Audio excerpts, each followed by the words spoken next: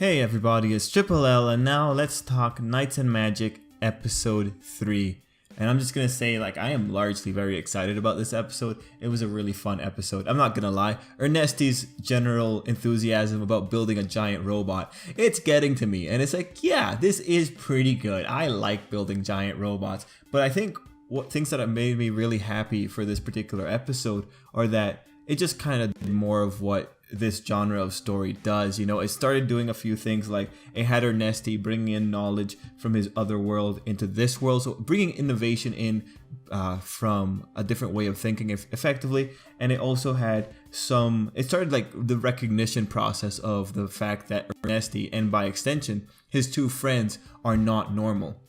And this is like something I can't harp upon enough. Like, Ernesti and his two friends are by far not normal. Like, they are completely, they are overshadowing the high schoolers and the middle schoolers, and they're in primary school.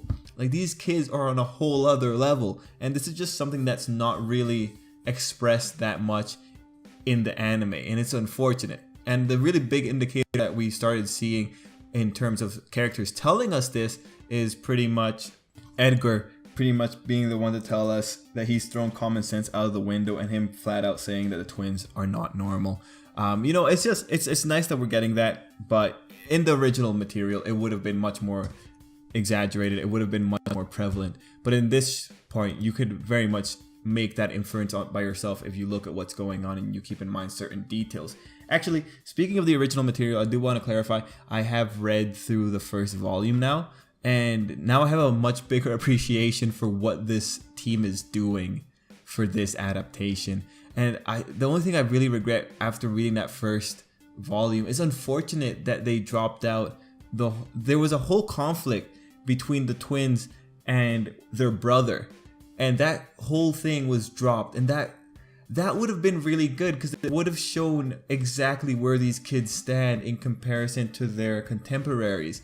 So it was just really unfortunate to lose that. But now I have a much bigger understanding of what they're doing with this adaptation. And so along those lines, I just want to say, this is a very packed episode. There is still a lot of information being given at all times. And the idea that these people are still missing out details despite how much information they're packing into every episode, these guys have a goal that there's a point in this story that they want to reach, and they are just burning through the material. It's ridiculous. And I kind of feel bad for this, because overall, these guys are really doing their best to pack in as much relevant material as they can to make it still understandable. But then you're still going to be losing out on a few things. And the things that so far we're kind of really losing out on are the characters around Ernesti. Even in this episode, you only have a few scenes with the twins. Really two very prevalent scenes at the beginning and at the end. And it's unfortunate, because you want to see these kids growing up with Ernesti, since they're such an important part of his life that we're told through the narrative. But this is just the nature of an adaptation. Things are going to be dropped, and at this point, this thing is animating one volume per episode. Episode 1 and episode 2 clears 2 volumes of material. That is irregular. That doesn't normally happen in these kind of stories or in this kind of adaptation. That is scary to some degree, when all other light novel adaptations usually take about 3 or 4 episodes to cover 1 volume. But again, we're talking about the volume of information, but let's just talk about the information by itself. Very quickly, to give the general overview, where do we start in this episode? Where do we end? So we start this episode, Ernesti meeting the king. The king effectively Ernesti gains the respect of the king, because Ernesti's just doing things in such an irregular way. Ernesti now has a way to make the core of his silhouette knight. He just has to make everything else of the silhouette knight. In other words, everything else he already knows how to make, just has to go and make it. Cool. We go from there. Ernesti starts the engineering process. So we spend the entire episode with the engineers doing engineering-based stuff, getting these robots to work better. Okay, so we go through all of that. In the process, Ernesti also ends up making the smaller silhouette knights. Whatever, they just effectively there to give his friends a way to help him in the future. It's just so that they don't have to be there useless and not being able to help Ernesti when things are going bad. Again, highlighting the friendship between the characters. Cool. It made a new suit. Now people can ride in it. From there, we continue making the robot. We make a robot with 4 arms just to hold rods because he doesn't want to have to switch between a rod and a sword because it's a fundamental part of their combat. He doesn't want to do that. He makes it much more optimized, gives more efficiency to the rider. We go away from that. Ernesti's also bringing in different manufacturing methods. He brings in an innovation from his world, and we know it's coming from his world because that mentality, that's how it usually works for these kind of series. Whatever, we're going through there. They start making the robot. They have a giant robot fight at the end to kind of test what things are going on, or test how this robot stands up against the current models. And then we end off the episode finding out about a giant conspiracy. Someone's leaking information. Most likely these people are going to fail because Ernesti's too overpowered. Woo! There is a lot of stuff going in that episode, and there's even like a few little details for the characters that I think are very worth talking about. So, just to make this video simple, here are the points that I'm about to talk about. One, it's going to be Edgar's personal storyline. The second one is going to be covering Dithard. It's the guy that rides the red Silhouette Knight. We're going to be talking about that. Then we're going to just quickly talk about Ernesti and his innovation, the weaving method.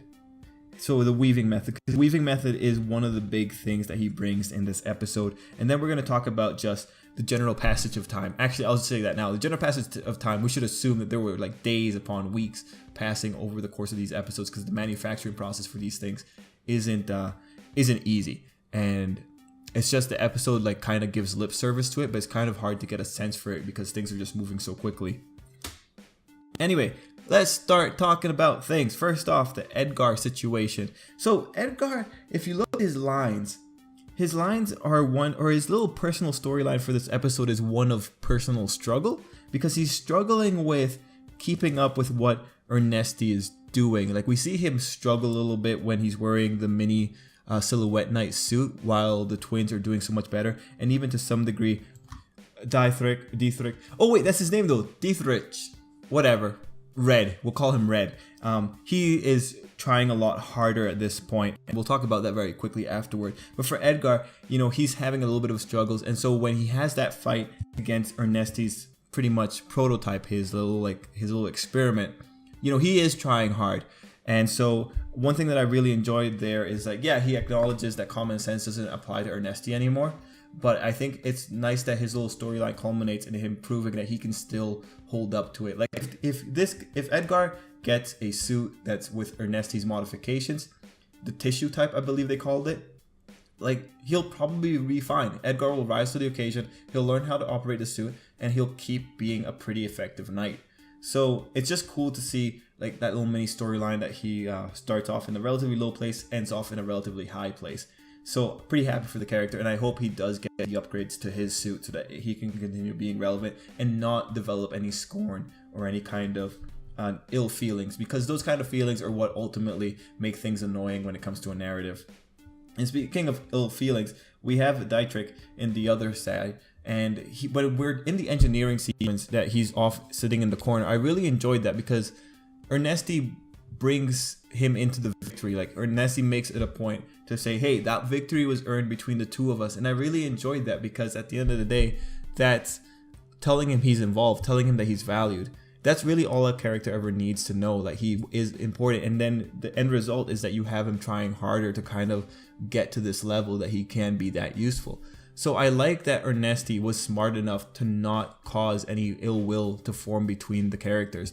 And that just goes to remind us, like, yeah, Ernesti is technically a child, but with the mind of an adult. So it's cool to see that in general happening. And next, talking about Ernesti and the manufacturing method, the big thing, the innovation that he brings is that he changes the technique that they were using from using a strand to using a woven material. And so effectively it's like getting a bunch of strands and like twisting them together, and you make effectively a crystal rope. And that's how he's doing his innovation. It makes things stronger.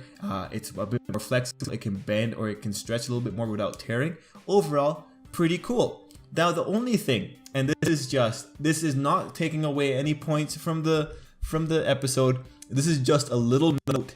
Like, realistically, it is odd that in a society of engineers, no one ever thought to apply the methodologies of what makes a rope stronger than a strand into another flexible material. That is an analogous jump. And all you really need is an appreciation for your engineering history to have the idea, hey guys, why don't we test this out?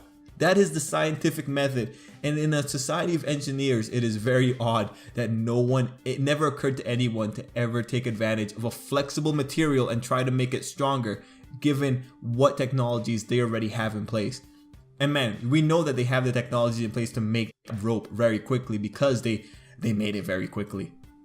Now, again, that isn't really going to take away any points from the episode. That's just a little thing. Like, if you're aware of engineering processes and just common sense, you'd realize that someone would have had that idea way before Ernesti. But the thing here is that the narrative needed Ernesti to bring in a game changer for this technology. It needed Ernesti to bring in an idea that they never thought of. The narrative needs that, and because of that, like that kind of like just common sense when it comes to that particular industry can be left behind, because again, the narrative takes precedent over the little common sense logistics, things like that. And they do kind of actually acknowledge this later on in the episode when Ernesti is adding in the back arms, in that people had the idea, well, this has to look like a human, and because of that, they never considered giving it extra appendages. Whereas Ernesti is just like, well, yeah, we're gonna do it because you guys didn't do it before. So it's more of it actually talks about more of that tunnel vision. People get so stuck on a concept that they can't see anything outside of the concept. And so you need Ernesti, who comes in with more experience about another way of doing things. And so he can just bring in these very easy innovations simply because people didn't think of doing it before. And that's like the biggest thing there. And it is pretty interesting to talk about it. But overall, I like that they touched upon it. I like that they overall acknowledged it. But again, I'm saying that little criticism, but it's not really a criticism. It's just a note. I mean, human innovation was based on that kind of thinking. Our history is littered with that kind of thinking. And the fact that no one in that world is sufficiently technologically advanced ever thought of that, that's just, it's funny. It's overall very funny. Now let's think. Anything else that really needs to be covered here? Ernesti's a monster. We have Ernesti flat out saying what he did to take control of Dietrich's original suit. He pretty much... So usually when it comes to technology and man, there's man, interface, and machine. And Ernesti effectively became both the interface and the man in that equation. So he was taking in information from the suit and running the scripts and doing the calculations in his head to make it move in a way that the suit normally could not move. That is incredible processing speed. That is an incredible processing mind. That is ridiculous. But yeah, we find out Ernesti's overpowered like that. Let's see, any other things? Like, no, not really. It's cool to see that Ernesti was accepted by the middle schoolers. It's cool to see the middle schoolers succeed, and it's cool to know that we're still going to be building suits. I really want to get to Ernesti's personal suit because it looks pretty badass in the opening. I'm pretty excited for it. But yeah, other things to say about the episode? No, not really. It does focus a lot around the building, which I was pretty happy about. But yeah, guys, let's end it off there. Thanks for watching. If you have anything to say, leave it down below, and till next time, I hope you have a great day.